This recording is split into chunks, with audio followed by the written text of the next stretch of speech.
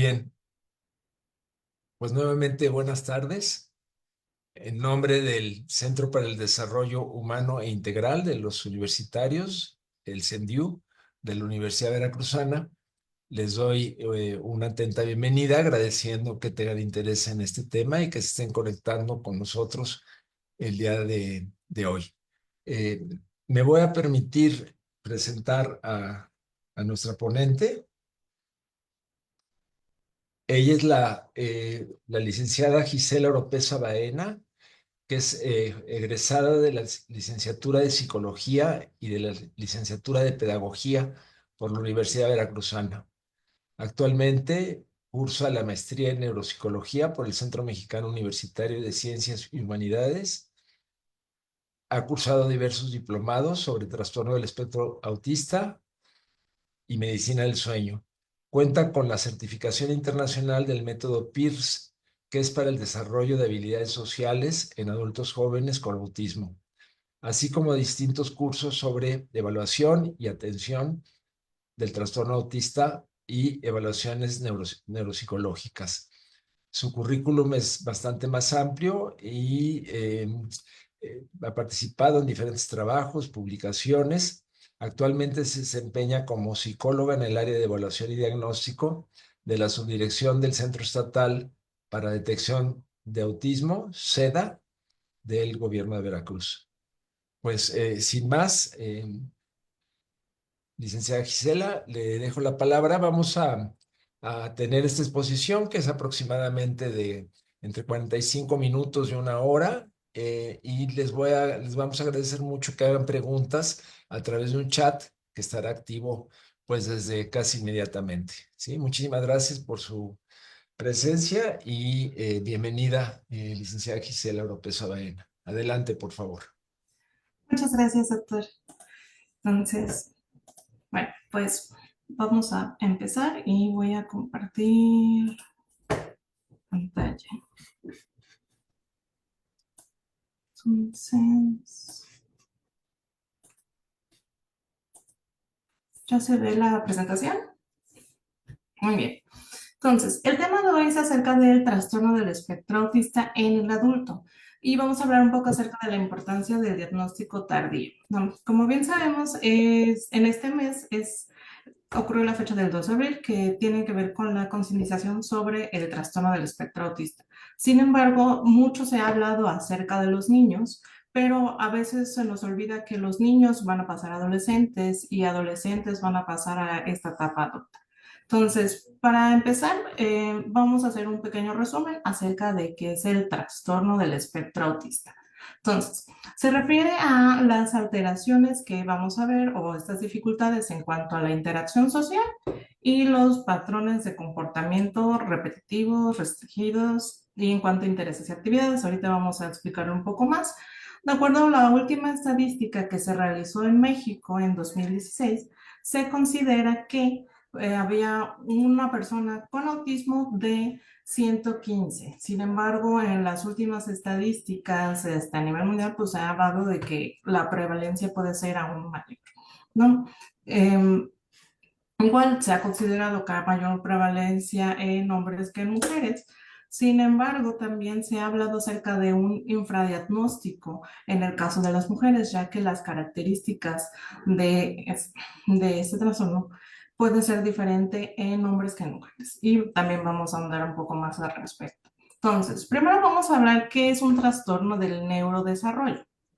Estas son alteraciones o dificultades tanto cognitivas o conductuales que aparecen en los primeros años de vida, aunque puede que sean más evidentes la manifestación de estas características o que los padres se den cuenta más tarde, ¿no? Como tal, los trastornos del neurodesarrollo no son enfermedades, ¿no? Solo es una forma diferente en el que el cerebro procesa la información.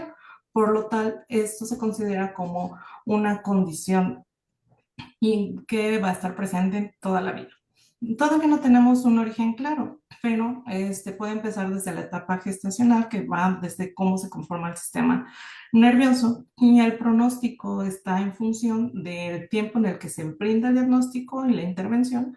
Por ello es muy importante esta atención temprana.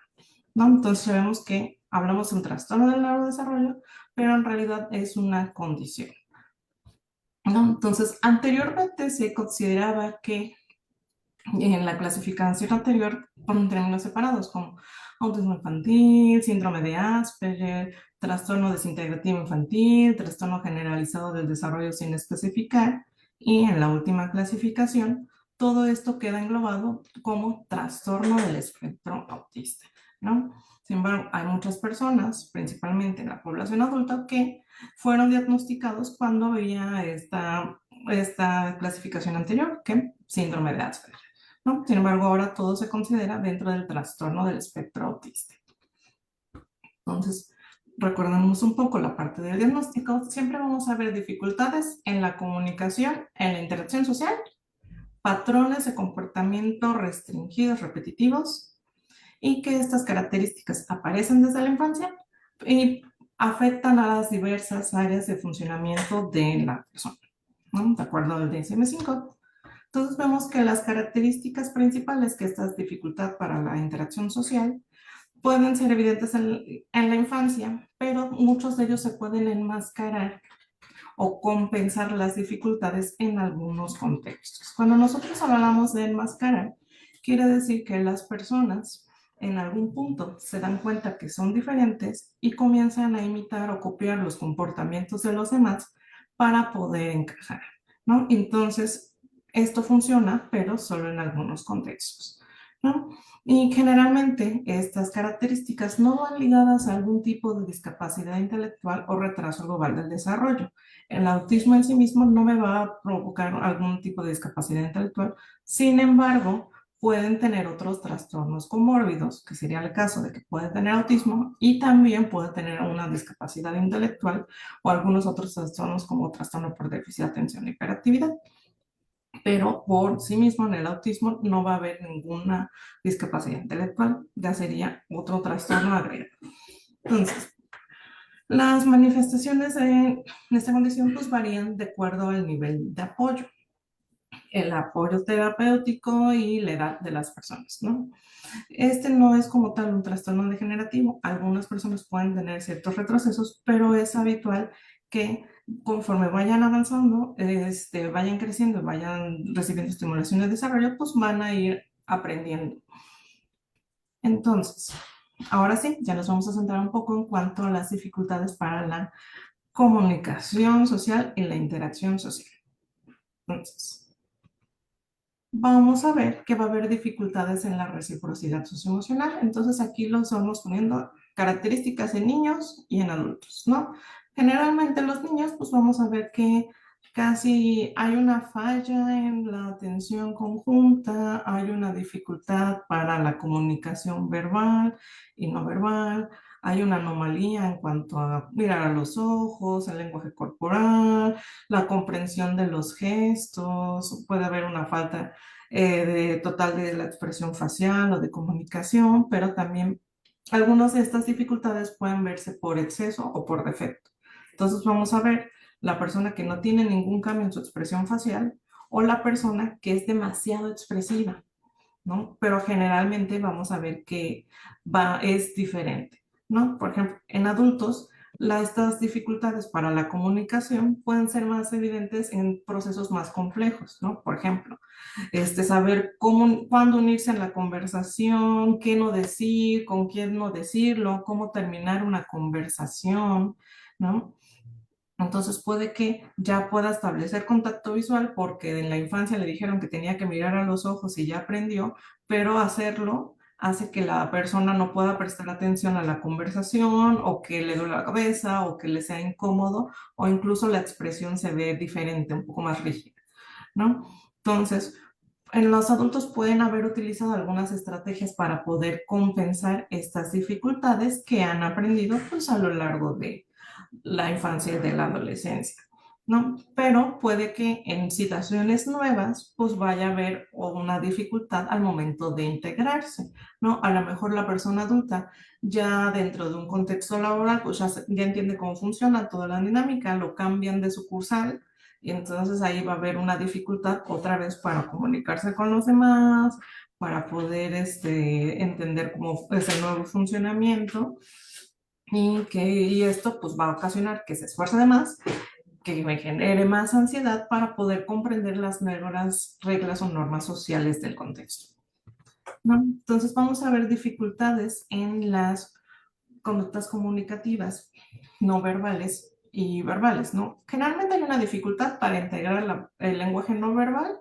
con el lenguaje verbal, ¿no? Entonces, podemos ver que hay una dificultad para poder integrarlo todo, ¿no? Entonces, igual esta parte de ser expresivo o estos gestos enfáticos cuando se ve la parte del habla en parte de los adultos, y puede ver que en la adultez ya podemos ver que hay estos gestos, pero pueden ser un poco más rígidos, no son tan espontáneos, sí hay, pero el repertorio es menor o de forma excesiva, ¿no? Ya aprendió que para hablar tiene que establecer y hacer gestos, pero los gestos son de manera un poco más exagerada hasta cierto punto, o el lenguaje corporal incluso puede ser un poco más extraño, más rígido, más exagerado, no se ve fluido, ¿no?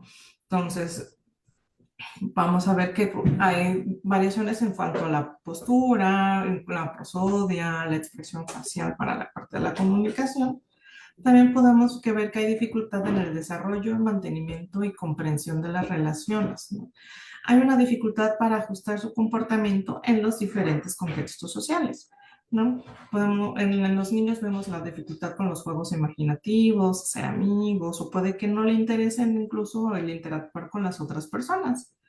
En los adultos podemos ver que hay dificultades para comprender cuáles son los comportamientos que se consideran apropiados en una situación, pero en otra no. Por ejemplo, el comportamiento adecuado para una entrevista de trabajo, el comportamiento adecuado para realizar una exposición en clase, ¿no? El comportamiento adecuado para, no sé, estar en la fila del supermercado, ¿no? Entonces hay una dificultad, puede que se comporte igual y puede que sea perjudicial en algunos de los contextos. Entonces, las maneras en las que se puede usar el lenguaje para comunicarse, por ejemplo, la ironía, las mentiras piadosas, el sarcasmo, ¿no? A veces hay personas que utilizan el sarcasmo, pero no hay un tono de sarcasmo, entonces puede que sea más difícil en el adulto con autismo que él pueda entender esta parte, ¿no? También puede haber mayor preferencia para hacer actividades de forma individual o para interactuar con personas. Pueden interactuar mejor con personas más jóvenes o con personas más grandes, ¿no? Incluso hay una dificultad para entender el concepto de amistad, relaciones de pareja, compañeros, ¿no? Y entonces aquí pueden tener mayor dificultad porque pueden encontrarse con personas que pues no sean las más agradables y pues que ellos consideren que son sus amigos, ¿no? Pero en realidad no lo son, ¿no? Entonces hay una dificultad también para entender este tipo de relaciones que también pueden ponerlos en algunas situaciones de riesgo. Entonces, en cuanto al apartado B, entonces vemos que hay dificultad para la interacción en la comunicación social. Hay patrones restrictivos repetitivos de comportamiento, intereses y actividades. ¿A qué se refiere esto? Yo a veces lo sintetizo como comportamientos repetitivos, ¿no? Pues lo más común que nosotros conocemos pues son este tipo de estereotipos, ¿no? ¿Qué son estereotipos? Pues movimientos repetitivos, ¿no? El más común que conocemos es la parte del aleteo o manerismos, que son movimientos repetitivos de los dedos, pero en los niños es más común esta parte. Sin embargo, en los adultos puede que a lo mejor no veamos que estén aleteando, a lo mejor ya tienen una postura y aprenden a esconder las estereotipias, ¿no? O estos comportamientos repetitivos porque ya se han dado cuenta que nadie más lo hace o que puede ser incómodo o que los pueden señalar, ¿no? Y entonces tienden o a hacerlas debajo de la mesa o incluso tener un uso repetitivo de objetos hay anillos que se mueven o con algún tipo de otros objetos que no se ve tanto como cuando eran niños, ¿no? La parte de la ecolalia es esta parte de repetir lo que alguien escuchó, pero incluso en adultos puede ser de forma mental. A lo mejor ella no repite lo que acaba de decir el compañero, pero en la mente sigue repitiendo lo que acaba de escuchar, pero ya aprendió que no tiene que decirlo, ¿no? Entonces, También este uso de estereotipado de palabras, frases o patrones prosódicos, pues es repetir alguna frase con la misma entonación. Incluso puede que en adultos lo hagan, pero ya va dentro de un contexto adecuado y que no sea tan frecuente, por lo cual hace que sea un poco menos notorio. Hay una insistencia en la monotonía, hay una inflexibilidad en la rutina, patrones ritualizados de comportamiento verbal o no verbal, ¿no? Entonces, en los niños puede haber desde hacer las mismas preguntas siempre o iniciar la interacción social haciendo la misma pregunta o contar la misma historia de la misma forma varias veces. Siempre querer, son estas rutinas, ¿no? Siempre querer ir por el mismo camino hacia la escuela o siempre tener que tomar leche en el vaso azul. En los adultos ese tipo de comportamientos puede que ya lo tengan más regulado, no sea tan evidente, pero todavía pueden verse algunos ciertos patrones, ¿no? Entonces puede ser que siempre que tenga que salir tiene que checar 2 veces que está cerrada la puerta, este, o algún otro parecido que no sea tan notable.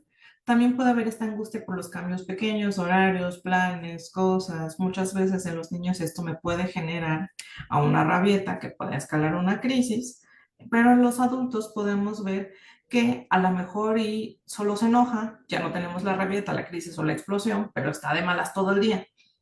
¿No? Porque ese día no hubo, no abrió el café al que siempre va, o tuvieron que cambiar la forma de organización en el trabajo, o cambió, o están arreglando la calle y tuvo que irse por otro camino, ¿no? Entonces, a lo mejor ya no vemos esta angustia por pequeños cambios tan marcado, pero si preguntamos a la persona, puede referir, no, pues, o sea, sí ya lo hago, ya no me enojo, pero ya no le digo nada a nadie, pero pues sí me molesta, me incomoda, me hace sentir mal, me cansa, ¿no? Hay esta dificultad para las transiciones, ¿no? De terminar una actividad y empezar otra o dejar una actividad a la mitad no puede detenerse hasta que termine una actividad para poder pasar a la siguiente, ¿no? Estos patrones de pensamiento rígido que tiene que ver con esta dificultad pues, para cambiar, por ejemplo, las reglas, ¿no? Que también tiene que ver esta parte de las reglas, ¿no? En los niños es muy marcado de, pues si me dijiste que esta cosa tiene 3 pasos, pues yo voy a querer siempre hacer los 3 pasos. En adultos se puede ver, en esta parte pueden ser un poco más flexibles, pero por ejemplo, en un entorno laboral puede ser esta persona que siempre es muy quisquillosa con las reglas y que se tiene que cumplir exactamente todo como dice el manual de procedimientos, ¿no?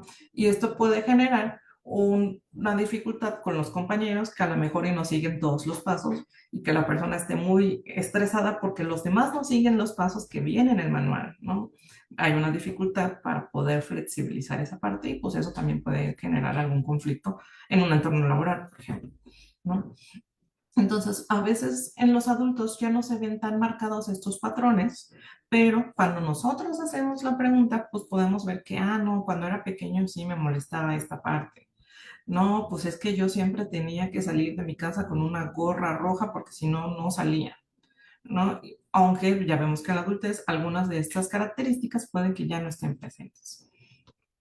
Entonces, también intereses restringidos que son anormalidades en su intensidad o foco de interés. Eso a veces genera confusión porque pues, a todos los niños les gustan cosas, pero si, por ejemplo, al niño que le gusta hay niños que les gustan los dinosaurios, pero tiene la gorra del dinosaurio, la camisa del dinosaurio, solo habla del dinosaurio, quiere la fiesta del dinosaurio, pues ya es como más evidente la intensidad. En adultos puede que ya no sea tan marcado, pero puede que esté presente, ¿no? A lo mejor y ya sabe que no tiene que hablar de los intereses o incluso estos intereses no son tan diferentes, ¿no? En el caso de las mujeres pueden ser como intereses comunes, ¿no? Algún grupo musical, de alguna serie, película, que sean fan, pero de repente, por ejemplo, yo conocí a una paciente que le gustaban Mentes Criminales y me podía decir episodio por episodio quién fue el director y las curiosidades del episodio, y era como más información al respecto de eso, ¿no? Entonces, generalmente este tipo de intereses las personas pueden tener muchísima información al respecto. Por lo cual en los adultos, pues estos intereses especiales pueden ser una fuente de placer, motivación y puede brindar oportunidades para la educación y el empleo si este interés, por ejemplo, resulta en alguna actividad que puedan dedicarse, ¿no? También, igual estos intereses pueden ser semejantes a los de los pares o no, ¿no? A lo mejor es una persona adulta que le interesan mucho cosas que están catalogadas como para niños, ¿no? O que colecciona, muñecas, o que colecciona algo, pero es demasiado, ¿no? Obviamente es muy importante que hay muchas personas que coleccionan cosas que no necesariamente tienen autismo, ¿no? Tiene que ver esto con la intensidad y la frecuencia de la duración. Y que generalmente, pues esto, si lo vemos en adultos, pues se ha presentado antes en la infancia, pero eran otros tipos de intereses, ¿no? Y esos pueden ser muy variados, ¿no? La hiper o hiporreactividad a los estímulos sensoriales. Esto es muy importante porque esto puede alterar demasiado la parte del comportamiento y puede repercutir en la calidad de vida, ¿no? Vamos a ver que va a haber incluso una indiferencia aparente al dolor o los cambios de temperatura. Entonces, es muy importante detectar si la persona, en el caso de los niños, a lo mejor se cayó, o tengo pacientes que se cayó, se abrió la frente y lo cosieron sin ponerle anestesia porque no sentía el dolor, ¿no? Se detuvo solo porque le cayó la sangre en el ojo, ¿no? Entonces, pero puede ser a ese nivel o puede ser un poco menor, ¿no? También estas respuestas aversivas a ciertos sonidos, texturas específicas, o olfatear demasiado, palpar demasiado las cosas, fascinación visual por las luces o el movimiento, las cosas que giran, ¿no? En adultos, pues puede que esto esté un poco más regulado, o incluso que puede que a veces no se den cuenta, no, pues es que a cada rato me enfermo, tengo enfermedad de las vías urinarias, pero pues quién sabe por qué, ¿no? Y a lo mejor es una persona que no se ha dado cuenta que necesita tomar agua, pero no se ha dado cuenta porque no siente la sed, ¿no? Que hay ahí también tiene que ver una dificultad en la integración sensorial. O, por ejemplo, una persona que siempre llega muy cansado del trabajo y no sabe por qué, y puede que sea hipersensible a la luz y que en todo su trabajo haya luces blancas que lo cansan mucho y ya llega después del trabajo a su casa y de repente llega y se duerme porque estuvo todo el tiempo siendo era un estímulo que era demasiado, ¿no? O a lo mejor el ruido ambiental, que es la parte más común que conocemos, esta hipersensibilidad a los ruidos fuertes, ¿no? Igual en adultos, pues estas reacciones extremas a los sentidos, a lo que involucra el sabor, el olfato, la textura, la apariencia de los alimentos, pues también me puede generar problemas o trastornos alimenticios, ¿no? Entonces puede haber que sea demasiado sensible hacia, por ejemplo, las etiquetas también, o en la comida que tenga que ver con o el color o la forma o la textura, y que algo de eso pues me impide que no pueda tener una alimentación balanceada, ¿no? Entonces, pues obviamente ya en la adultez, si la persona le gusta mucho las cosas crujientes, que es una de las cosas comunes, y pues lo que me gusta crujiente son las empanadas, pues no se puede tener una alimentación balanceada solo con empanadas, porque esto me puede desencadenar pues otra serie de trastornos comórbidos como pues resistencia a la insulina, sobrepeso, obesidad, mayor riesgo de diabetes, hipertensión y esta parte, ¿no? Pero puede que eso sea por una dificultad en la sensorial, ¿no? En la textura, o la forma o algo de los alimentos que no se han dado cuenta y que pues no vas a trabajar, ¿no? Entonces, dentro de las características que son importantes es que el espectro no es lineal, no es que sea como lo tenemos aquí en la imagen, ¿no? Que sea menos o más, sino que se ve de esta manera, ¿no? Cada persona es única. De estas características que acabo de mencionar, vamos a ver que no todos van a presentar todas, pero todos van a presentar dificultades para la interacción y la comunicación social y estos comportamientos repetitivos o intereses restringidos, ¿no? Y entonces, pero algunos lo van a presentar en mayor o menor proporción. Recordemos que muchos de estos síntomas o van por exceso o por defecto. Desde la persona que no me va a querer entablar una conversación, no se va a querer acercar, a la persona que va a querer acercarse con todos y hablar con todos, pero pues no entiende que no, que todos no son sus amigos, ¿no? Y entonces pues también sigue teniendo una dificultad para la interacción social, ¿no? Entonces, por ejemplo, aquí vamos a ver que cada persona va a tener esto en mayor o menor proporción y cada perfil es diferente, por lo cual la intervención de cada persona tiene que ser diferente y con base en sus características, ¿no? Entonces, esto es muy importante porque no vamos a encontrar a dos personas con autismo iguales y no va a verse igual un niño pequeño a un adulto joven o un adulto o incluso un adulto mayor, ¿no? Entonces, las características van variando, ¿no? Y entonces es muy importante que estemos informados respecto a esto porque, como ya he mencionado, pues generalmente hablamos más sobre el diagnóstico en niños, pero hay muchas personas adultas que se encuentran dentro del espectro y cada uno tiene algún un diagnóstico, ¿no? Entonces, y vamos a ver esta parte de los niveles de apoyo, ¿no? Estos varían por en el manual pone el nivel de gravedad, pero en realidad son niveles de apoyo. ¿Qué tanto apoyo necesita? Pueden variar de acuerdo al contexto, si se brindan los ajustes necesarios, si se tiene apoyo terapéutico, pero también puede fluctuar con el tiempo, ¿no? Entonces, generalmente vamos a ver que hay nivel de apoyo para la comunicación social y se divide en uno, 2 y 3. El uno necesita ayuda, el 2 necesita ayuda notable y el 3 necesita ayuda muy notable. El nivel uno podemos sintetizar. Sin ayuda, las dificultades me pueden generar un problema. Hay una dificultad para iniciar la interacción o pueden dar respuestas no sociablemente aceptadas o desfasadas o insatisfactorias a una interacción social y también puede parecer no muy interesado en participar. Un nivel de apoyo 2 puede tener problemas sociales incluso con ayuda. Las dificultades son más evidentes en cuanto a la comunicación verbal y no verbal. Puede haber un inicio más limitado de interacciones sociales o estas respuestas a las interacciones son más limitadas o fuera de contexto. Un nivel de apoyo 3, aquí las dificultades ya llevan una alteración más grave del funcionamiento, estas dificultades para la comunicación social verbal y no verbal. Hay un inicio muy limitado, casi no me responde a la interacción social, básicamente me ignora, ¿no? En cuanto a los comportamientos restringidos y repetitivos, también vamos a ver nivel de apoyo 1, 2 y 3. El nivel de apoyo 1 es lo que antes también se conocía como síndrome de Asperger, ¿no? Entonces vemos que en los comportamientos restringidos y repetitivos va a haber en el nivel uno la inflexibilidad del comportamiento, esta parte de la rigidez, puede generar problemas en uno o más contextos. Hay una dificultad para alternar, para cambiar de actividades y hay problemas para organizar, planificar y que esto puede dificultar un poco la autonomía, ¿no? En el nivel 2 vamos a ver que esta inflexibilidad, la dificultad para hacer frente ante los cambios u otros comportamientos repetitivos aparecen con mayor frecuencia y pueden afectar diversos contextos. Hay mayor ansiedad o dificultad para poder cambiar del foco de atención, ¿no?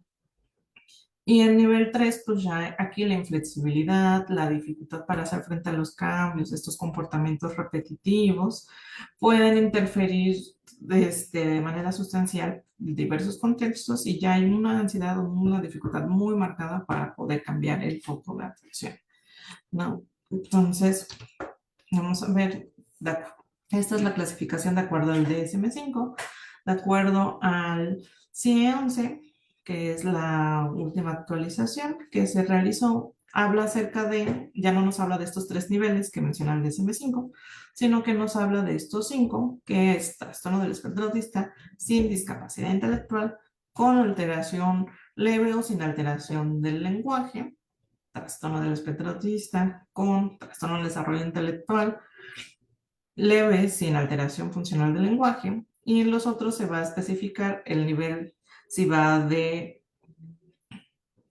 si, si va más la discapacidad intelectual tiene un nivel más grave o que haya una ausencia del lenguaje funcional, ¿no?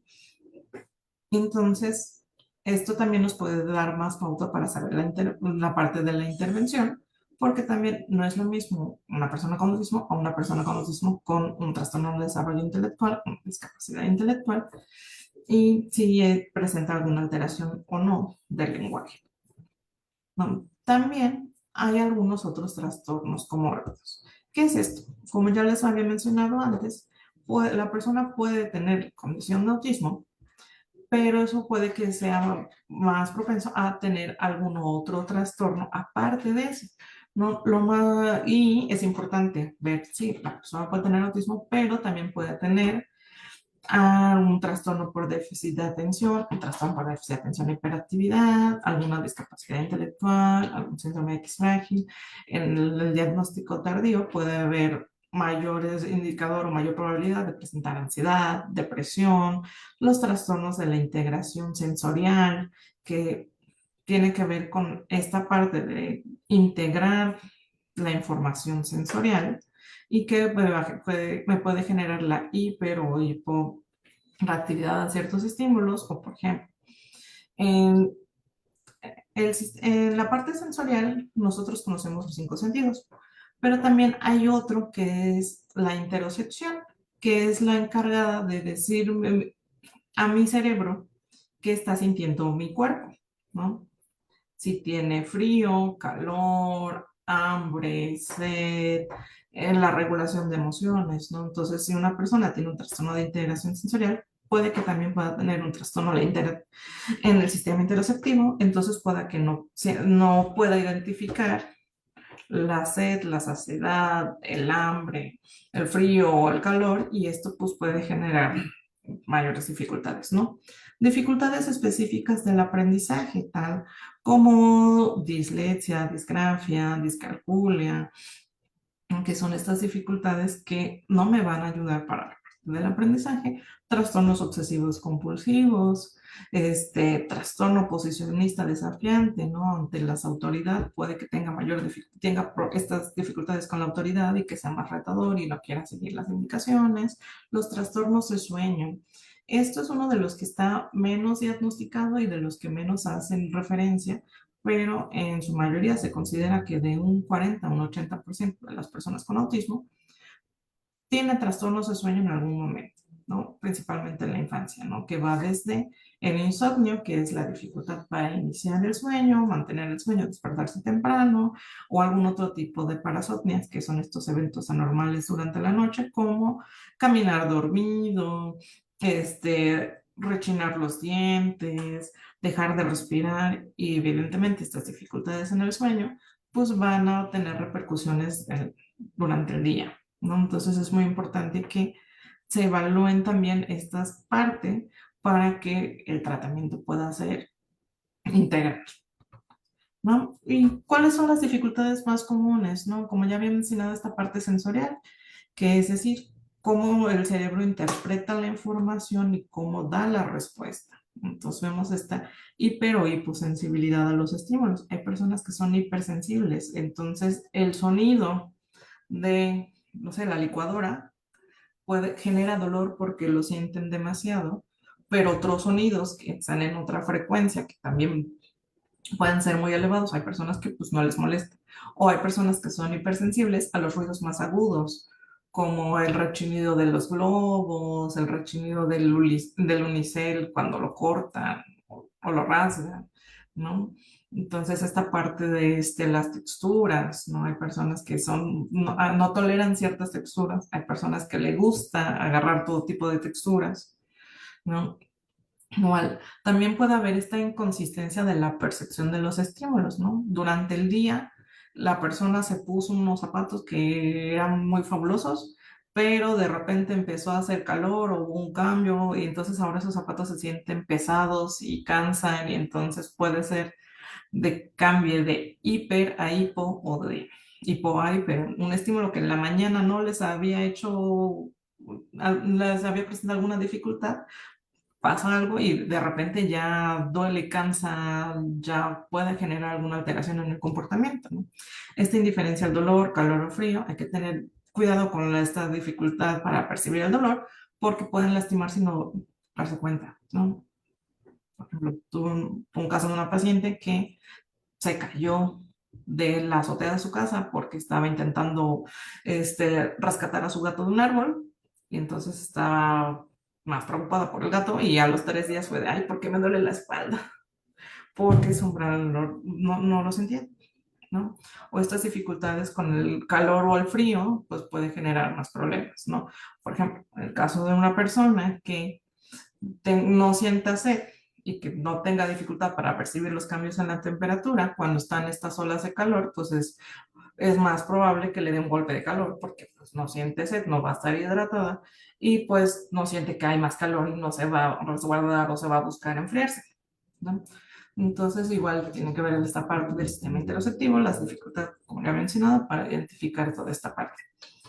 Entonces, por ejemplo, en las dificultades cognitivas siempre va a haber un desfase entre las habilidades intelectuales y las habilidades adaptativas, ¿no?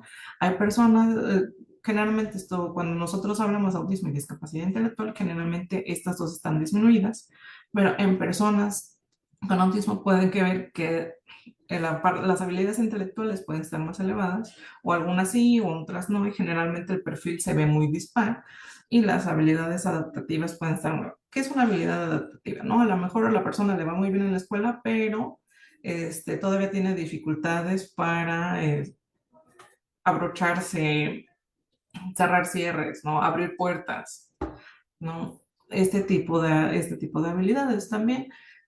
Una de las funciones más afectadas son las funciones ejecutivas. Estas se encargan de los procesos cognitivos complejos responsables del control, integración, organización y mantenimiento de diversas capacidades cognitivas, ¿no? Entonces puede haber mayor dificultad para centrar la atención en información relevante, inhibir la información que no es relevante. Por ejemplo, vemos que hay esta dificultad para cambiar el foco de atención, ¿no? Si a lo mejor la persona está trabajando y de repente alguien habla acerca de su tema de interés, puede que se voltee y se centre en eso, que se vaya hablando en eso y que sea más difícil que pueda regresar al trabajo que estaba realizando, ¿no?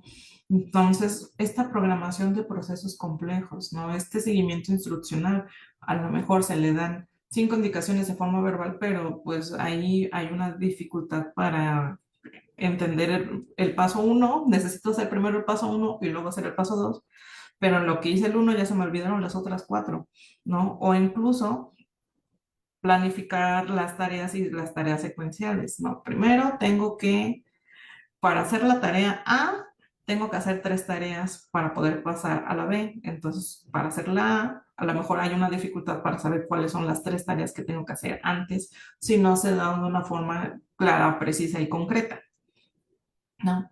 Entonces, igual estas dificultades, pues va a ser más difícil que puedan adaptarse a un medio o alcanzar a la meta, ¿no? Dentro de las dificultades conductuales, la sobrecarga sensorial o la sobrecarga de estímulos puede ser más posible, puede que existan más posibilidades de presentar diversos tipos de crisis, ¿no? Entonces, ¿qué es una sobrecarga sensorial? A lo mejor la persona ese día no durmió, se le olvidó que tenía que tomar agua, está en un ambiente demasiado ruidoso y ya te le está molestando todo, y hay un cambio en la interacción social, pero también hubo otra cosa que se le complicó, por ejemplo, este, tenemos todo eso y de repente una persona el día de hoy quiso jugarle una broma y entonces no solo se enojó por la broma, sino que antes había otra serie de dificultades que no estamos viendo que puede hacer que la persona explote en ese momento y puede verse desde, por ejemplo, la desregulación emocional, que se enoje, oye, pero ¿por qué? Porque no está entendiendo que es una broma, o puede ver que de repente la respuesta sea exacerbada, ¿no? Desde gritar, desde llorar, para la situación en específica, puede que haya un incremento de las estereotipias cuando a esta persona puede estar más ansiosa. En algunos casos hay unas personas que se regulan con autoagresiones, pero lo ocupan como una forma para regularse, ¿no? Que puede ser desde morderse, rascarse, algunas veces el golpeteo de la cabeza contra la pared, algunos se tiran al piso, este, pegar, ¿no? No todas las personas con autismo pueden ser agresivas o tener este tipo de comportamientos. Sin embargo, y tampoco es intencional. Muchas veces tiene que ver con esta sobrecarga, ¿no? Y entonces esto me puede también dar diferentes tipos de crisis. Esta crisis llamada meltdown es cuando se ve que explota, No, la persona grita, llora, le pega al otro, ya la respuesta se ve exacerbada, ¿no? Pero también hay otro tipo de crisis que cuando la sobrecarga sensorial es demasiado, se conoce como shutdown o apagón, ¿no? Entonces, a lo mejor en ese momento la demanda social es demasiado, tiene esta camisa que era nueva y que no lavó antes y ahora ya se siente toda tiesa. Entonces, de repente hay un ruido de que hay una fuente ahí todo el día estuvo haciendo sonidos y entonces de repente, ¿qué pasa? Se desconecta, se apaga. Puede ser desde que se quede dormida o desde que se quede mirando un punto y que no reaccione, que esté como ida, lo cual también puede ser peligroso si se encuentra en alguna situación, por ejemplo, manejando o en el camión, o en el transporte público. También hay algunos tipos de crisis en los que las personas se van caminando, ¿no? Y se van caminando hasta que se regulan y ya no saben en dónde están, ¿no? Y al igual, el estar una persona con autismo, el que esté presente en un contexto que sea estresante, que no haya adecuaciones, que sea demasiado cansado durante mucho tiempo, me puede provocar un burnout, o también llamado burnout autista. ¿Qué es esto? La persona está demasiado cansada porque el ambiente ha sido demasiado agotador, ¿no? Y entonces ya no puede hacer actividades que hacía de forma independiente o que hacía con normalidad, ¿no? Entonces puede ser que ahí es cuando nosotros vemos que los niveles de apoyo pueden fluctuar, ¿no? A lo mejor es un adulto que tiene un nivel de apoyo uno, pero a lo mejor estuvo en un trabajo muy pesado, o en un ambiente muy estimulante, muy estresante, que no sabe cómo resolver, tuvo algunas crisis en varias semanas y de repente ya no puede hacer algo tan sencillo como meterse a bañar, comer, ¿no? Y entonces ahí ya necesitaría, y pasa a un nivel de apoyo 2 que ya necesitaría más apoyo, que estemos hablando, ¿no? O por ejemplo, personas que de repente hablan demasiado en contextos en donde se sienten seguros y de repente esta parte, también conocida como mutismo selectivo, no pueden hablar, ¿no? Entonces, es por eso que decimos que los niveles fluctúan, ¿no? Y a esas son algunas de las complicaciones. Ahora, algo que quiero mencionar y que considero muy importante es la parte del autismo en mujeres. No, las características del autismo en mujeres es diferente, ¿no? Generalmente esto va a la infradetección y el retraso en el diagnóstico, principalmente en las mujeres que tienen mayores habilidades cognitivas. Entonces, en la adolescencia y en adultas que tienen mayor iniciación, motivación social y características más sutiles, pueden confundirse los problemas atencionales o de aprendizaje con algún tipo de discapacidad intelectual si no se realiza una evaluación adecuada. Y estas características del autismo en las mujeres pueden ser compensadas por ambientes familiares y educativos flexibles, comprensivos y que recibieron apoyo, o el ambiente era muy estructurado que no vimos las características hasta que se salió del contexto, ¿no? Igual, en el autismo en las mujeres, pues también puede, el no conocerlo o puede haber una dificultad para el desarrollo de la propia identidad, porque les he enseñado que las mujeres son más hábiles para esta parte de enmascarar, que como ya recordamos es imitar el comportamiento de las demás personas para poder encajar, ¿no? Entonces, si yo estoy copiando el comportamiento de las demás personas, pues me hace más difícil pues saber mi identidad, qué me gusta a mí o qué lo hago porque debería de hacerlo, ¿no? Entonces también hay una dificultad para poder pensar o esta parte de las dificultades sensoriales, pues va a haber una dificultad para la introspección emocional, cognitiva, que quiero, esta parte. También hay unas dificultades en la identificación en cuanto personal, afectiva, sexual, y también hay una mayor variabilidad en la identidad de género y la disforia de género en mujeres, ¿no? Muchas veces las características de las mujeres se confunden con algunos otros trastornos de personalidad, problemas emocionales, ansiedad, depresión, trastornos alimentarios, síntomas de estrés postraumático, hasta que llegan al diagnóstico de autismo, ¿no? Ansiedad social, trastorno de la comunicación social pragmático, trastorno límite de personalidad, ¿no? A las mujeres se les dan como 20 diagnósticos antes de llegar al diagnóstico de autismo, ¿no? A lo mejor estoy exagerando 20, pero a lo mejor se le dio dos o tres o o un diagnóstico o ningún diagnóstico antes de que lleguemos a este punto. Entonces, ahí hay una mayor dificultad porque pues esto me genera complicaciones, ¿no? Incluso muchas niñas, mujeres no reciben los diagnósticos adecuados o nunca llegan a recibir un diagnóstico y esto hace que haya menos probabilidades de recibir atención, que puedan recibir tratamientos que no necesitan, que me generan algunas otras complicaciones, ¿no? Que por ejemplo en el uso de medicación psiquiátrica a veces se llega a confundir y entonces a veces son mujeres que no necesitan ese tipo de medicamentos que lo que hace es empeorar la parte de la sintomatología, ¿no? Y pues eso aparte me puede generar ya otros trastornos psiquiátricos comórbidos, ¿no? Por ejemplo, la bulimia puede ser causada por estas dificultades en la interocepción, ¿no? De que no puedo sentir pues las señales de mi cuerpo o esta parte de regularme emocionalmente, y entonces a lo mejor siento todo el cúmulo de emociones, ¿no? Y vomito porque es demasiado, ¿no? La dificultad o la rigidez cognitiva con los alimentos me puede dar algunos trastornos de alimentación, ¿no? Por ejemplo, a estos cuadros de anorexia nerviosa típica o extremo ejercicio o este peso que es incompatible para la vida, pero pues no hay una distorsión de la imagen corporal porque tiene que ver más con la parte de la rigidez, ¿no? Las dificultades para la regulación emocional, las posibles autoagresiones, conductas impulsivas, atracones o alteraciones conductuales, agresividad y las dificultades para poderse identificar pueden ser confundidos con las dificultades emocionales presentes en el trastorno límite de la personalidad, por lo cual es que a veces pueden ser diagnosticados con otro, ¿no?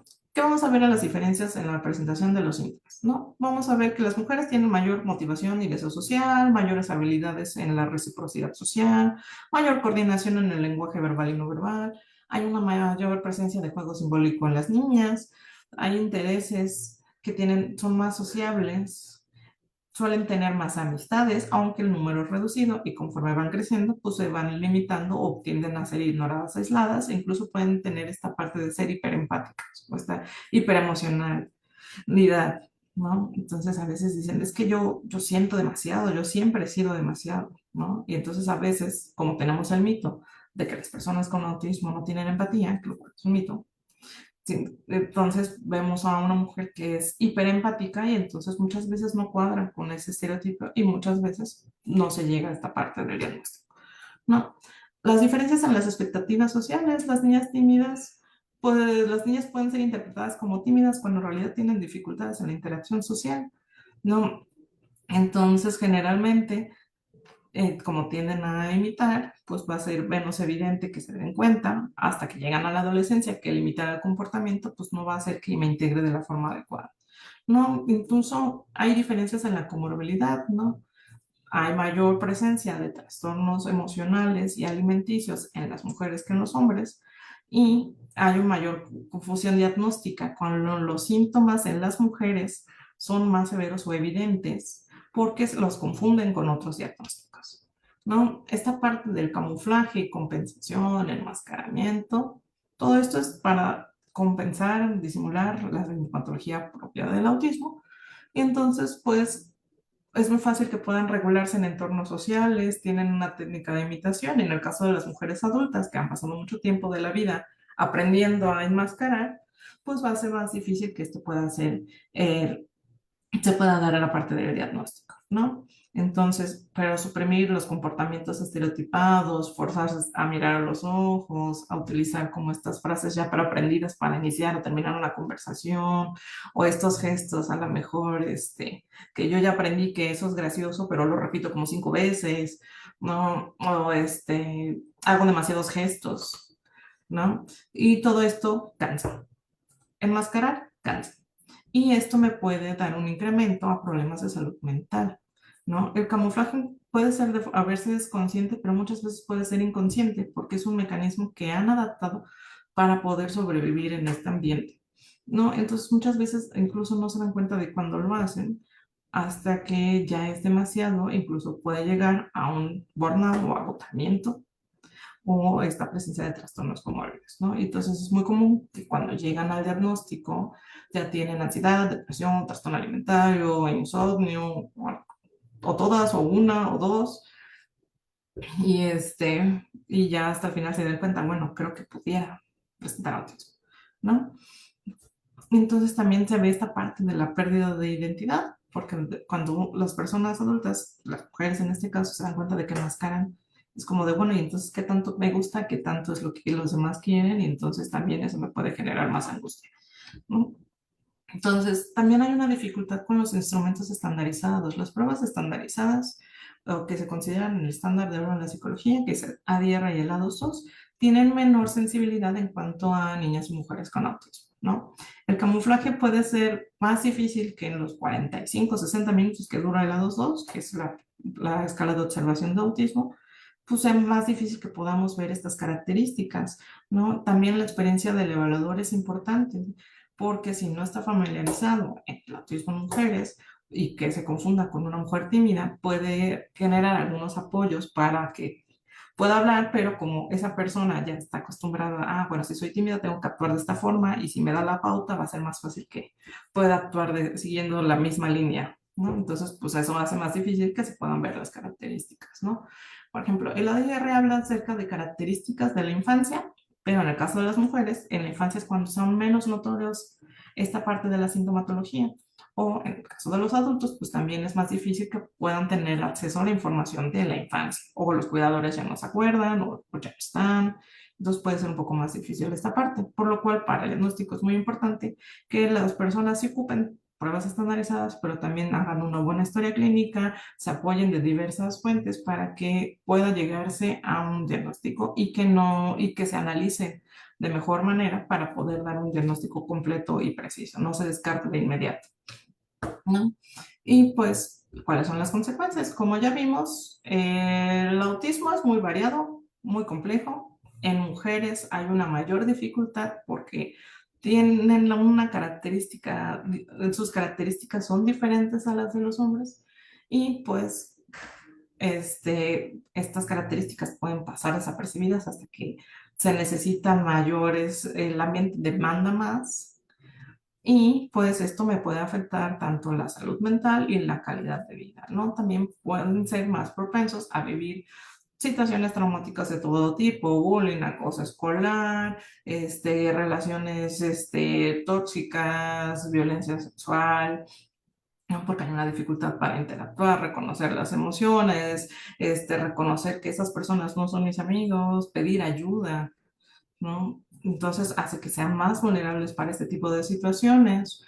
Y, por ejemplo, en los adultos, pues solo una minoría de las personas con autismo pueden vivir y trabajar de forma independiente. Usualmente son los que tienen mayor capacidades lingüísticas e intelectuales, pero si no se han dado cuenta del diagnóstico, va a ser más difícil que puedan mantener los empleos o que puedan mantenerlo de forma adecuada, porque a pesar de tener mayores habilidades lingüísticas e intelectuales, pues también pueden tener estas dificultades sociales, ¿no? Pueden ser más ingenuas, vulnerables, dificultad para gestionar las necesidades prácticas sin un apoyo o una ayuda, ¿no? A lo mejor ya no se han dado cuenta de cuáles son las adecuaciones que necesitan, pueden realizar el trabajo, pero terminan cansados, exhaustos, se necesitan dormir todo el fin de semana para poder regresar a trabajar el lunes, ¿no?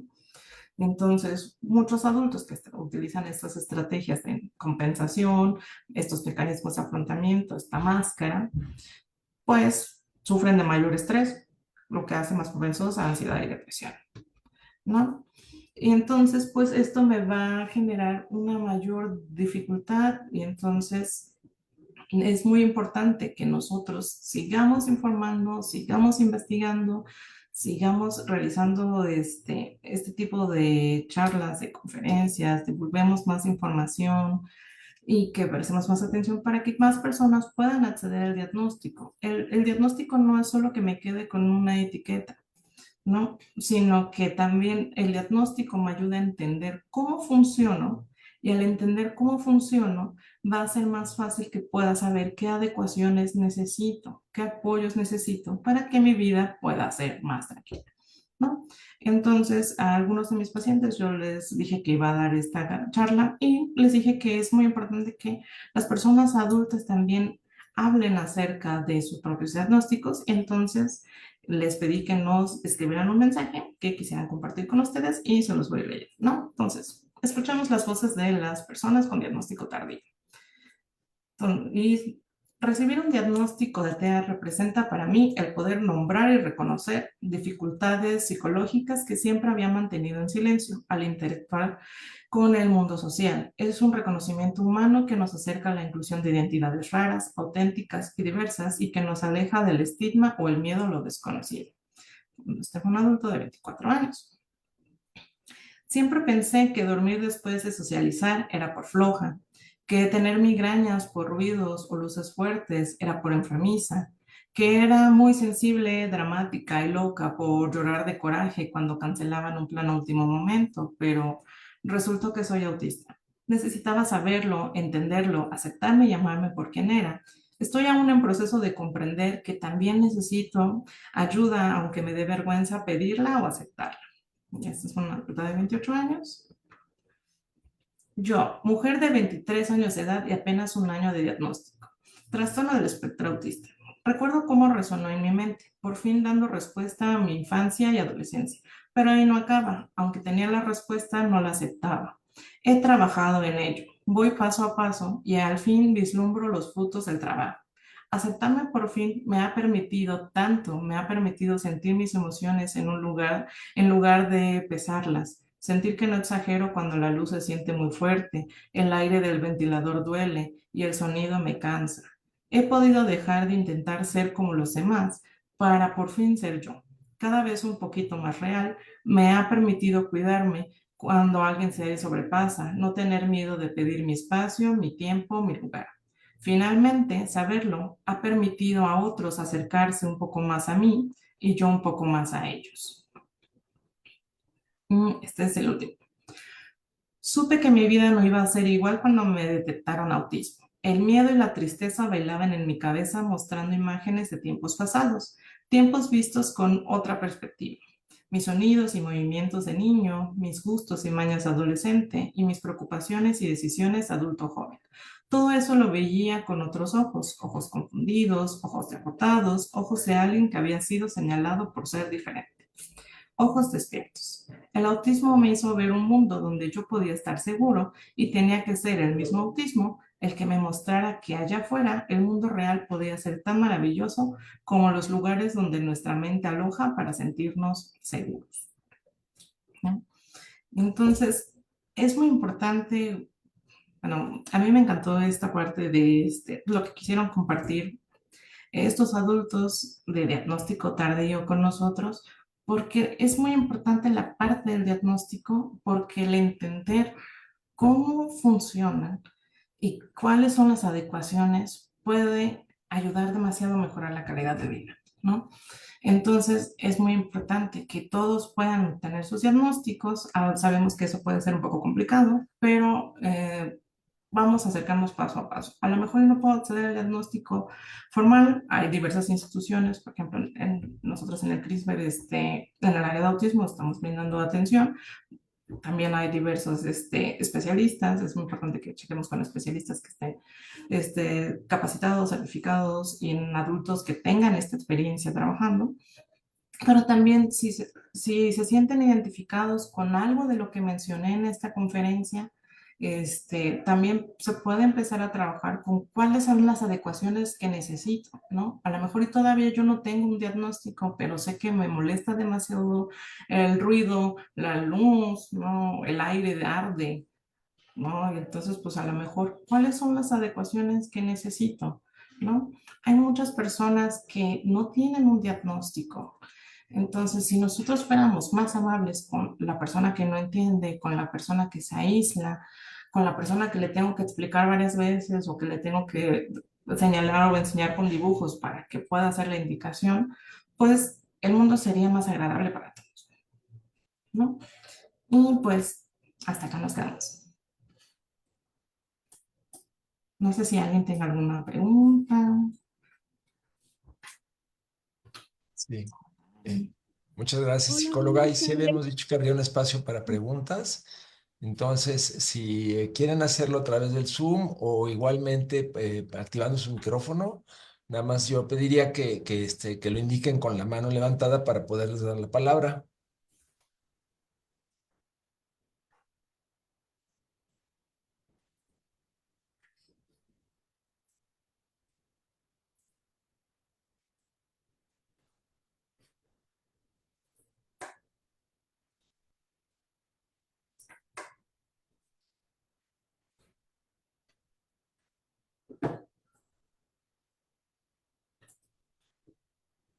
Creo que hay unas preguntas acá en el chat. Sí. Buenas tardes, disculpe, nosotros para adultos que quisiéramos encontrar nuestro diagnóstico, ¿en dónde lo podríamos realizar aparte de CRISPR? Mm, Hay diversas asociaciones, por ejemplo, yo trabajo en el CRISPR, ¿no? Pero también hay algunas otras asociaciones que están encargadas en cuanto al autismo, también hay algunos otros neuropsicólogos o psicólogos con experiencia en evaluación neuropsicológica, hay varios, pero igual lo que necesitan preguntar es, por ejemplo, si tienen experiencia en adultos y si tienen experiencia en mujeres, ¿no? Porque como ya mencioné, algunos se pueden confundir con algunas otras comorbilidades, ¿no? Pero principalmente hay varios. Y entonces, igual si quieren, luego les dejamos algunos contactos. Gracias. Bueno, ¿alguna otra pregunta? Creo que Vicky quería comentar. No sé si había alguien más antes. Vicky Hola Zambrano Gisela, tiene la mano. hola, no, pues quería agradecer por esta plática tan bonita.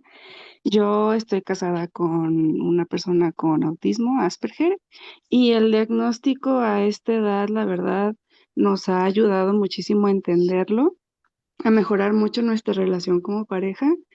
Y nosotros acudimos a una psicoterapeuta infantil, le preguntamos con especialidad en autismo que si podía ayudarnos a hacer diagnóstico, nos dijo que sí.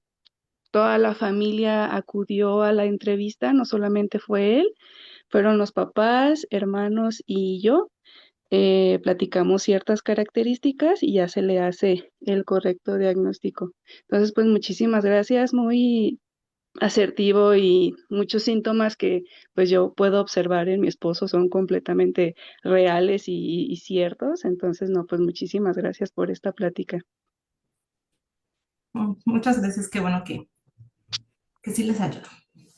Sí, muchas gracias. Jenny Hernández tiene la mano levantada también. Sí, hola, buenas tardes. Pues primeramente, pues qué bueno que están dando todos estos tipos de pláticas, sobre todo pues por ahorita el Día Mundial de la Concientización del Autismo. Y la verdad es que sí he tenido ahorita experiencia un poco de estas cuestiones del diagnóstico tardío. Mi hijo tiene espectro autista, él es muy pequeño, de hecho yo lo diagnostiqué a los 4 años. Y es bien curioso porque pues al principio yo estaba incierta de si era bueno o malo diagnosticarlo tan pronto porque pues realmente no sabíamos qué hacer ya con el diagnóstico, ¿no? Decimos, pues eso no es, pero ¿y ahora qué procede, no? Entonces, ver de qué manera va ayudando a las personas para poderse adaptar mejor, ¿no? Ya no lo hace uno en solitario, sino que los ayuda a uno en esta transición a la vida adulta y a socializar de otras maneras. Y también entender muchas cuestiones que a veces de adultos cuando tiene uno estos tipos de diagnósticos, entiende uno y empieza a armar como piececitas de rompecabezas, ¿no? Entonces ya no se siente uno restringido. Aquí yo también quería preguntar, porque hablaban de las comorbilidades. Es cierto que, por ejemplo, están checando, por ejemplo, el espectro autista y lo comparan mucho también con el déficit de atención e hiperactividad. Entonces, no sé si hay realmente algo muy marcado para diferenciar estos dos trastornos. Sí, claro. En el trastorno del espectro autista vamos a ver que hay dificultad en la interacción y en la comunicación social y estos comportamientos repetitivos, y restringidos.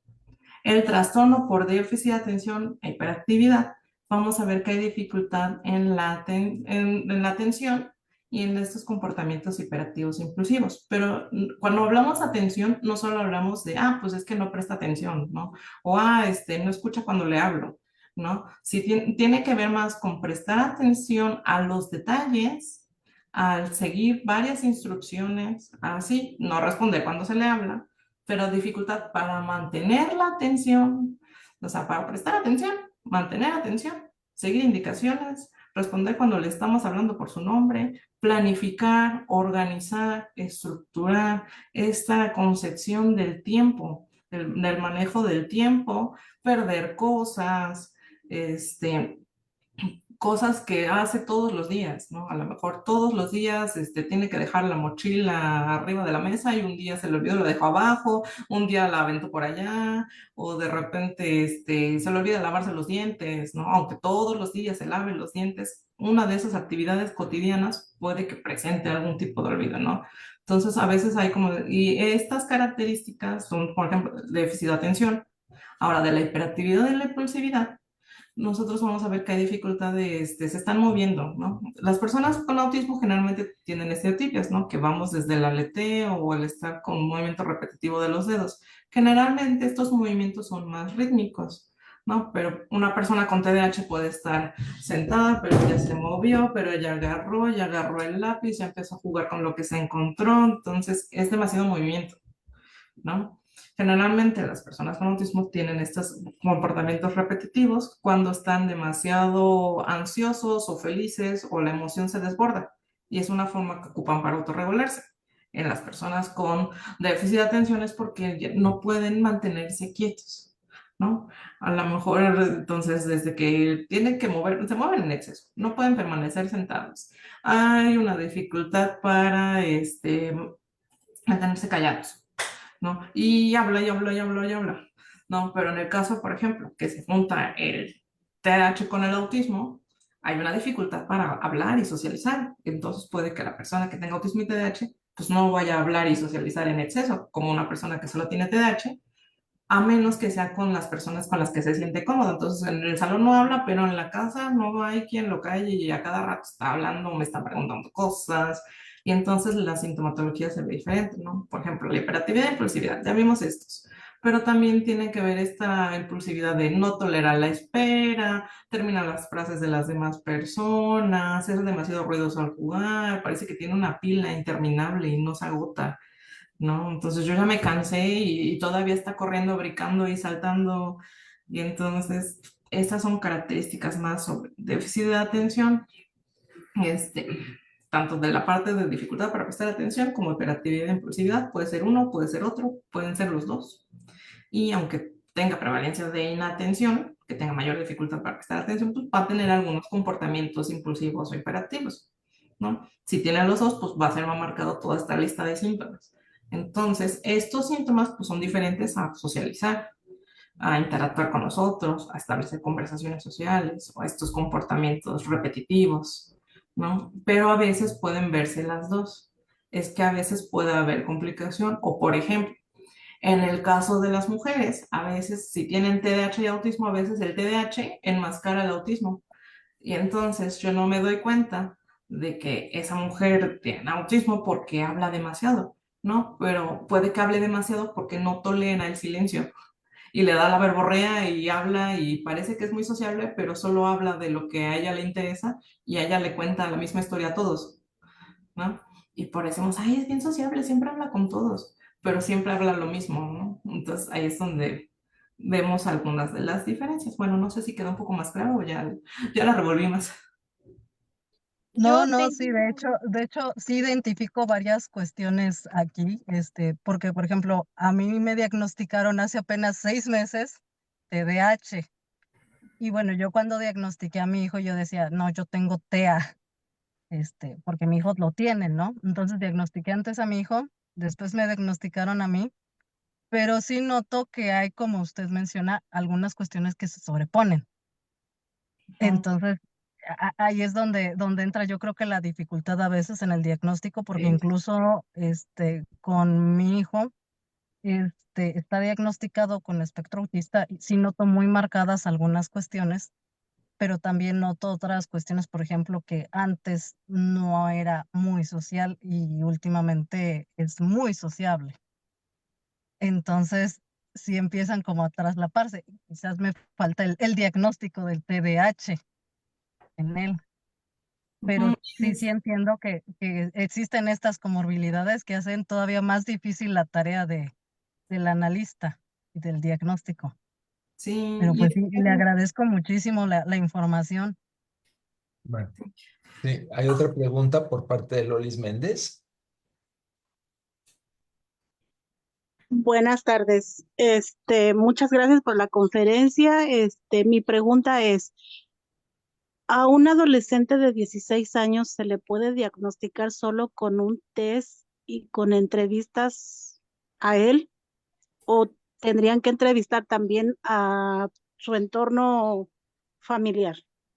Esa es mi pues pregunta. lo ideal es que se evalúe, o sea, por ejemplo, si tiene 16, tendría que haber una entrevista con los padres o los cuidadores, ¿no? Por ejemplo, cuando yo hago diagnóstico, generalmente hago una entrevista con los padres, los cuidadores, mando un cuestionario a la escuela, y si se puede, le hago preguntas al adolescente o al niño o al adulto, ¿no? Si tiene información antes de los ciclos escolares, porque a veces en la boleta venía la impresión del comportamiento, o si tenían algún informe de usaero, de capero, entre más información se tenga, más certero, más certeza vamos a tener sobre el diagnóstico, ¿no? Entonces, lo ideal sería, entre más información se pueda obtener, pero lo mínimo sería hacerlo con los cuidadores o los padres.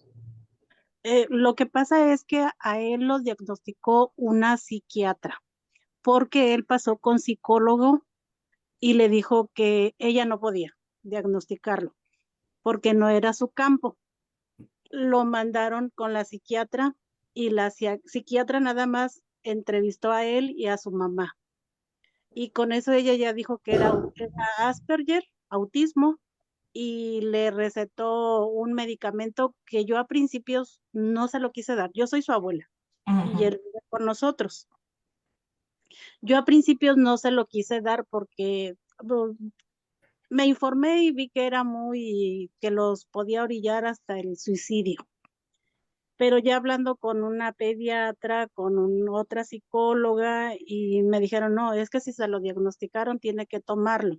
Él empezó con media tableta y ahorita ya es una. Yo la verdad no me siento conforme con ese diagnóstico. Sé que tiene algo el niño o el joven, pero me gustaría sentirme más segura con un diagnóstico seguro que me diga que si es Asperger, o sea, autismo, pero así siento que con un test, con una entrevista a él y a su mamá nada más, no me siento segura con ese diagnóstico. No sé De si yo acuerdo. estoy bien. Bien, la forma que tienen los psiquiatras de dar diagnóstico es diferente a la forma a la que dan diagnóstico los psicólogos o los neuropsicólogos. Generalmente ellos tienen otra formación en la que les permite hacer diagnósticos de esa forma. De igual forma, si usted no se siente cómoda, también podría hacer otra evaluación que a lo mejor y nos confirme la parte del diagnóstico, pero que también nos permita obtener mayor información para saber qué adecuaciones necesita. Por ejemplo, a lo mejor en una evaluación más profunda podemos ver si a lo mejor sí tiene autismo, pero vemos si tiene qué dificultades sensoriales tiene, qué dificultades tiene para la comunicación, a lo mejor tiene más habilidades sociales, pero es muy rígido, y esto me va a dar más información al momento de que ya saber qué intervención necesita. Y aquí en Poza Rica, ¿a dónde me puedo dirigir? Yo ya fui al CRID. El CRID también le hicieron diagnóstico con entrevista y con un cuestionario. Y también me dijeron que si era Asperger, pero yo siento que él necesitan un neuropsicólogo. Y en el CRID aquí no hay neuropsicólogo, nada más es que mis respetos para ella, una psicóloga. Pero no sé, yo siento que algo no me convence. Ahí no sabría decirle. Eh, Ahorita nos patea. Sí, sí. Si nos a ver, Gracias. si nos deja sus datos, podemos, algún correo, algún teléfono, podemos, mandarle algún contacto de Poza Rica con gusto. Y también una persona que pregunta de Coatzacoalcos. Sí, podemos, Gracias. sí. Hay una pregunta por parte de Elizabeth. Sí, claro, hablando con la mamá anterior de su pequeño, igual yo tengo un pequeño de 4 años y me llamó la atención que el día martes me lo pasaron a rehabilitación porque le había costado como encajar, ¿no? Una actividad. Y me dice la terapeuta que a lo mejor podría tener parte de TDAH, algo así, porque notó que como que estaba un poco disperso y le gustaba tocar, etcétera, etcétera, ¿no? Entonces, a mí como que me alarmó porque yo tengo el diagnóstico reciente que es de un autista nivel 1. Ayer me toca pasar con la terapeuta de lenguaje y le hago, pues obviamente, el saber, ¿no? Le digo, oiga, fíjese que me comentó esto la terapeuta. Digo, y a mí ya me llamó como que pues más la atención, ¿no? Digo, ¿dónde busco el diagnóstico de TDAH o qué puedo hacer en esa parte? Y me dice ella, no creo que pueda tener TDAH, ¿por qué? Porque el niño ahorita me encajó bien, supo relacionar los colores y pues respetar los pasos, ¿no? El seguimiento de órdenes. Entonces yo como que me confundí ya hasta más, ¿no? Digo, o sea, si tiene una comorbilidad o no la tiene, porque lo hizo bien, o sea, el seguimiento de instrucciones las ejecutó, o sea, tal cual, deslizó, girar, rodar, o sea, incluso hasta lo habló, ¿no? Amarillo con amarillo, ¿no? Y sale. Entonces ahí como algo, o sea, o lo sigo observando con más tiempo o si busco su diagnóstico tal cual como TDAH para ver si tiene asociado ahí. Ok. La parte importante del TDAH, de acuerdo a los criterios diagnósticos, es a partir de los 5 años. ¿M? Ah, ok. Entonces, como tal, hay dificultades atencionales que no todo es TDAH. Entonces, por ejemplo, en este caso el niño es pequeño.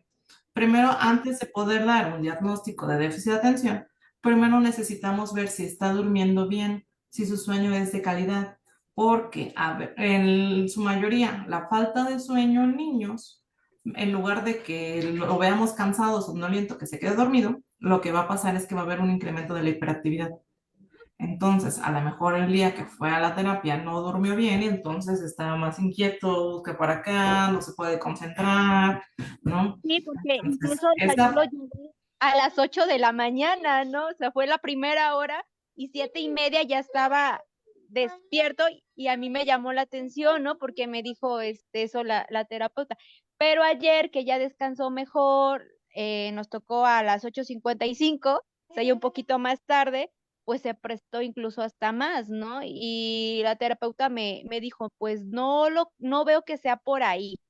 Sí me han comentado que en la escuela, tiene 4 años, empezó apenas el año pasado el preescolar 1, sí es un poco disperso, claro que sí, porque le gusta, pues está sobreestimulado, por así decirlo, ¿no? Ve colores, ve esto y lo otro, pero incluso, pues de manera coeficiente, entiende perfectamente todo, o sea, incluso hasta comenzó a leer él, lo dejé de hacer porque digo, bueno, creo que ya lo estoy pues ahora sí sumándome a que lea a hacer otras cuestiones, ¿no? Pero sí me llamó como que esta parte, entonces yo creo que lo que usted me comenta es esperarme, ahora sí a que pase incluso al preescolar 2, igual con lo que me indican las maestras, ¿no? Porque pues ellas son las que más están ahorita en este tiempo y me han dicho, oiga, ¿sabe qué? Sí está disperso, pero pone atención, o sea, si yo le digo, Jorge, ¿qué color es esto? Rápido. Dice, tiene un oído que sin estar viendo me lo contesta. Y dije, entonces, pues ahí lo que tengo que trabajar es focalizar, pues, su atención, que esté ahí, ¿no? Pero entonces yo voy a seguir esperándome, ¿no? Ahí en esa parte de TDAH. sí, mira, puede ser desde la falta de sueño, pero también puede haber una alteración en la integración sensorial. No, hay niños que son buscadores sensoriales. Entonces, un buscador sensorial pues va a estar buscando cosas que lo estimulen, ¿no? También ahí sí va aprendiendo más rápido, pues puede que se aburra, porque lo que ya está haciendo ya lo sabe, entonces, ¿para qué le presta atención si ya lo sé? No, hay muchas variables, ¿no? Entonces, lo importante es que mientras cuidemos el sueño, que también haga un tipo de actividad física, que coma bien, que no coma demasiados azúcares o bebidas estimulantes, o que tenga una actividad que lo relaje, checar esta parte sensorial, seguir avanzando. Y, por ejemplo, si seguimos haciendo esto, se sigue en terapia, se va avanzando y pues de repente ya presta atención y no hay problema. O si a pesar de todo eso todavía sigue teniendo ciertas dificultades, pues ya sería ver la parte de la comorbilidad. Pero mientras sigan atención y tratamiento, pues ahorita todavía está muy pequeño. Entonces, mientras siga tratamiento no hay ningún problema, aunque se le haga el diagnóstico el siguiente año, por ejemplo. En algunos menores de 4 años que sí tienen una sintomatología muy clara, pues sí, incluso se puede dar la parte del diagnóstico, pero usualmente el diagnóstico es a partir de los 5 años. Sí. Hay Entonces, una en el caso de pregunta, las revaloraciones, perdón. ahí se hacen Ya. cada año o, por ejemplo, qué cosas ya superó, qué cosas hay que trabajar más. ¿Usted considera que las busque cada año, las revaloraciones? Pues lo ideal es que se haga una evaluación neuropsicológica cada año para que veamos cómo va avanzando. Bueno, muchas gracias.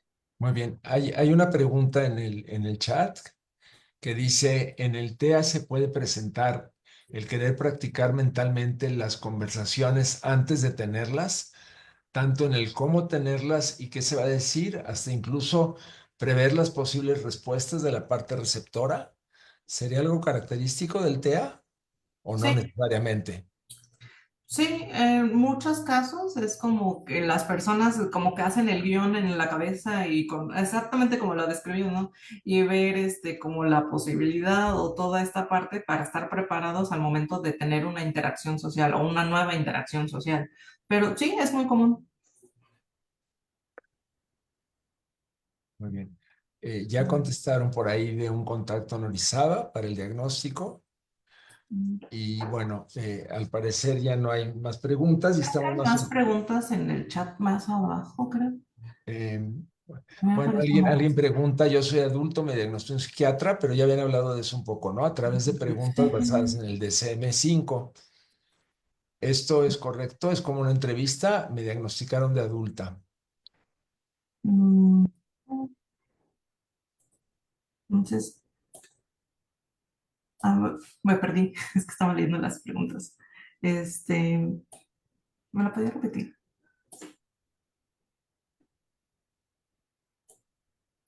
Dice, ¿la repito la pregunta? Yo soy adulto, me diagnosticó un psiquiatra a través de preguntas basadas en el DSM-5. ¿Es correcto?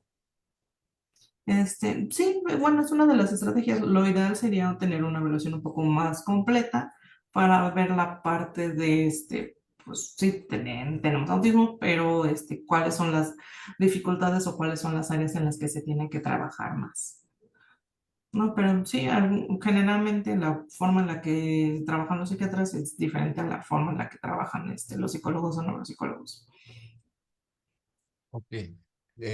Otra pregunta dice, ¿cómo podemos hacer más cómoda la convivencia a las personas con autismo? Oh, esa es una excelente pregunta.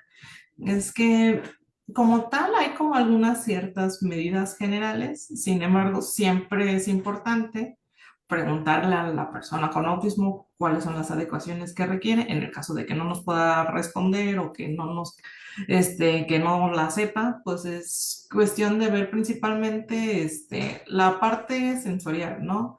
Hay que ver si, no es hipersensible a la luz, a los sonidos, a ciertos tipos de comida, ¿no? Por ejemplo, si aparte de autismo tiene TDAH y pues queremos que conviva, pues permitirle que salga un rato, que se dé la vuelta y que regrese, ¿no? Principalmente, pues ser amables, dar instrucciones claras, concretas, precisas, eh, tratar de que no obligarlos a socializar si no quieren, preguntar, oye, ¿quiere? Pero siempre Si la persona puede contestarme, pues sí, preguntar, oye, si quieres venir, oye, ¿te gustaría hacer esto? Porque a veces muchas personas enmascaran y dicen que sí porque pues, sienten que tienen que decir que sí y porque es lo que han hecho toda la vida, pero no necesariamente tienen que ser así, ¿no? Que no se penalice el que puedan tener estereotipias, el que tengan algún juguete sensorial que puedan estar manipulando al momento de hablar,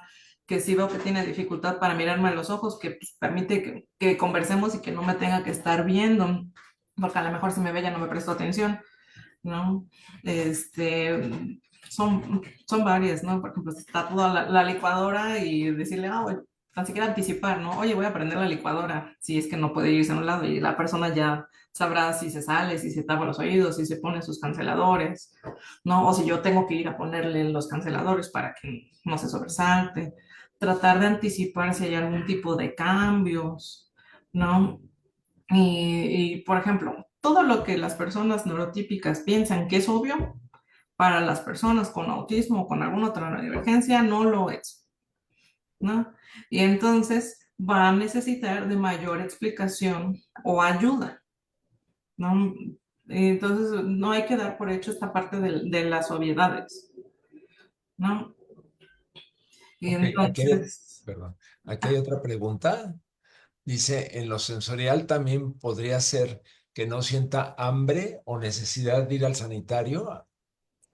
sí, esas son algunas de las dificultades sensoriales que tienen que ver con la parte del sistema interoceptivo, ¿no? Hay personas que no sienten hambre, hay personas que no tienen saciedad, entonces tienen que regularse sabiendo que solo pueden comer lo que cabe en el plato, porque si no podrían comerse todo hasta que vomiten, porque no tienen la sensación de saciedad o de sed o de dolor, ¿no? O por ejemplo, tienen alterado la parte sensorial y de repente el aire arde o muchas mujeres en la infancia era, es que me daba la migraña, pero para que me calmara la migraña tenía que estar en un cuarto oscuro y que alguien me apretara porque le gustaba la presión, ¿no? Y ya es como demasiado para que solo fuera por la migraña, ¿no? Tenía una sobrecarga sensorial en ese caso, ¿no? Pero sí, es muy común también. Sí, aquí hay un comentario, algún comentario, este comentario dice, he conocido a personas con TEA que son muy creativas, con habilidades artísticas más desarrolladas. ¿Algún comentario a este comentario? Sí, pues es que las personas con autismo, lo único que pasa es que tienen una condición que hace que perciban el mundo de forma diferente, ¿no? Pero antes del diagnóstico son personas, ¿no? Y entonces hay muchos que tienen habilidades artísticas, hay muchos que tienen habilidades de escritura. Por ejemplo, de los últimos comentarios que les puse, es un chico que le gusta mucho esta parte de escribir, ¿no? Su hiperfoco es la escritura, ¿no? Y entonces el escrito lo vi y dije, ay, es precioso, ¿no? Y entonces generalmente, pues es seguir favoreciendo este tipo de habilidades.